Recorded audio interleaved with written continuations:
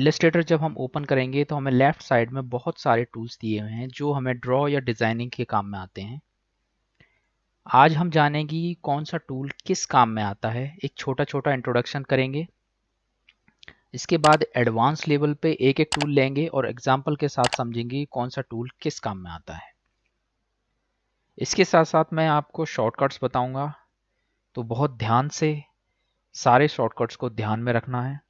आगे आने वाले टाइम में जब हम एडवांस लेवल पे एक एक करके टूल्स को काम करेंगे तो वो शॉर्टकट्स हमारे काम आएंगे। तो शुरू करते हैं सिलेक्शन टूल से। सिलेक्शन टूल को जानने के लिए एक रेक्टेंगल ले लेते हैं। किसी भी ऑब्जेक्ट में अगर हमें कलर फिलअप करना है तो उसके लिए हमें दो स्क्वायर दिए गए हैं। ये जो दो स्क्वायर आपको दिखाई दे रहे हैं, ऐसे ही दो स्क्वायर आपको ऊपर भी दिखाई देंगे। ये दोनों स्क्वायर बिल्कुल सेम है। ये जो छोटा सा एरो है, इस पर क्लिक करके आपको कलर दिखेंगे और कोई भी कलर सेलेक्ट करके आप यहाँ से उसके अंदर के एरिया में कलर भर सकते हैं। बाहर का बॉर्डर का एरिया अगर आपको कलर करना है, दूसरा जो स्क्वायर है इसमें कोई भी कलर सेलेक्ट करेंगे वो आपका बॉर्डर फिलअप कर देगा। बॉर्डर का अगर आपको साइज बढ़ाना है तो हम यहाँ से बॉर्डर का साइज बढ़ा सकते हैं। तो ये था हमारा कलर करने का तरीका। अब आते हैं सिलेक्शन टूल पे। सिलेक्शन टूल किसी भी ऑब्जेक्ट को सेलेक्ट करके मूव करने के काम आता है। सिलेक्शन टूल से हम किसी भी ऑब्जेक्ट को कहीं भी उठा के रख सकते हैं।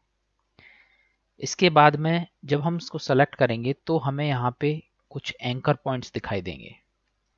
इसी तरीके से अलग अलग शेप में अलग अलग एंकर पॉइंट होते हैं। अब आते हैं दूसरे टूल पे। दूसरा टूल है direct selection tool. Direct selection tool भी सिलेक्शन टूल की तरह है। इससे भी हम किसी भी ऑब्जेक्ट को सेलेक्ट कर सकते हैं और उसे मूव कर सकते हैं।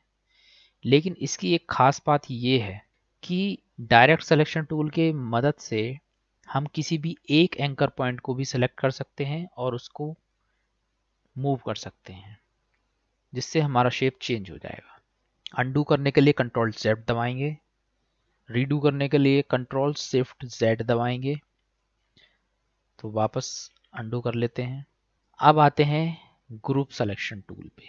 ग्रुप सिलेक्शन टूल जैसा कि आपको नाम ही सजेस्ट कर रहा है ग्रुप, तो पहले ग्रुप के बारे में जान लेते हैं। इसका बॉर्डर हटा के अब हमें कुछ इसकी कॉपी चाहिए। शिफ्ट दबा के अगर हम ड्रैग करेंगे तो ये एक पर्टिकुलर साइज में ड्रैग होगा, और अगर हमें इसकी कॉपी चाहिए तो ऑल्ट होल्ड करेंगे और जैसे ही इसको ड्रैग करके छोड़ेंगे तो दूसरी कॉपी बन जाएगी। अब हमें अगर और भी कॉपी चाहिए तो हमें बार बार ड्रैग करने की ज़रूरत नहीं है, कंट्रोल D दबाएंगे और नई कॉपी बनती चली जाएंगी। तो अभी आप इसमें देख रहे हैं कि ये अलग अलग है, सारे के सारे। कंट्रोल Z दबा के अंडू कर लेते हैं। अगर हम इन सबको एक साथ ज्वाइन कर देंगे तो वो एक ग्रुप बन जाएगा। ग्रुप करने के लिए इसको सबको सेलेक्ट करेंगे, राइट क्लिक लेके या तो ग्रुप यहाँ से कर सकते हैं या इसका शॉर्टकट है कंट्रोल G। अब हम किसी भी ऑब्जेक्ट को मूव करेंगे तो सारे ऑब्जेक्ट एक साथ मूव होंगे, इसको बोलते हैं ग्रुप। अब आते हैं ग्रुप सिलेक्शन टूल पे। ग्रुप करने के बाद जब हम सिलेक्शन टूल से मूव करेंगे तो ये सारे ऑब्जेक्ट एक साथ मूव होते हैं। लेकिन हम चाहते हैं कि कोई एक ही ऑब्जेक्ट मूव हो और हमें ग्रुप भी ना हटाना पड़े, तो उसके लिए ग्रुप सिलेक्शन टूल होता है। अब हम किसी एक ऑब्जेक्ट को सेलेक्ट करके भी यहाँ से हटा सकते हैं। कंट्रोल Z करके अंडू कर लेते हैं। जब हम डबल क्लिक करेंगे तो ये पूरा ग्रुप सेलेक्ट हो जाएगा, लेकिन जब हम सिंगल क्लिक करेंगे तो केवल एक ही ऑब्जेक्ट उस ग्रुप में सेलेक्ट होगा। तो ये था हमारा ग्रुप सिलेक्शन टूल।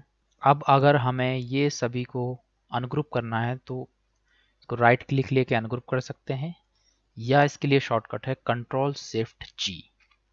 जैसे ही हम कंट्रोल शिफ्ट G प्रेस करेंगे सेलेक्ट करके, ये सारे अनग्रुप हो जाएंगे। अब आते हैं मैजिक वैन टूल पे। मैजिक वैन टूल को समझने के लिए हम अलग अलग कलर ले लेते हैं।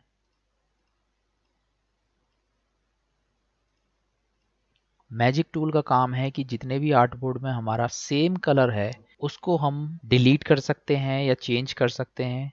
ऑब्जेक्ट के कुछ डुप्लीकेट ले लेते हैं ऑल्ट दबा के। अब हम चाहते हैं कि ये जो ऑरेंज कलर है ये हमें चेंज करना है। तो एक तरीका तो ये है कि इसको बारी बारी से सेलेक्ट करके चेंज किया जाए डायरेक्ट सिलेक्शन के थ्रू, या फिर हम मैजिक बैंड टूल से एक ऑब्जेक्ट को सेलेक्ट करेंगे और यहाँ से कलर चेंज करके सारे ऑब्जेक्ट में अपने आप कलर चेंज हो जाएगा। तो ये था हमारा मैजिक बैंड टूल। टूल्स का इंट्रोडक्शन अभी आगे भी जारी रहेगा। इस वीडियो को ज़्यादा लंबा ना करते हुए मिलते हैं अगली वीडियो में। And subscribe the channel if you want more knowledgeful content.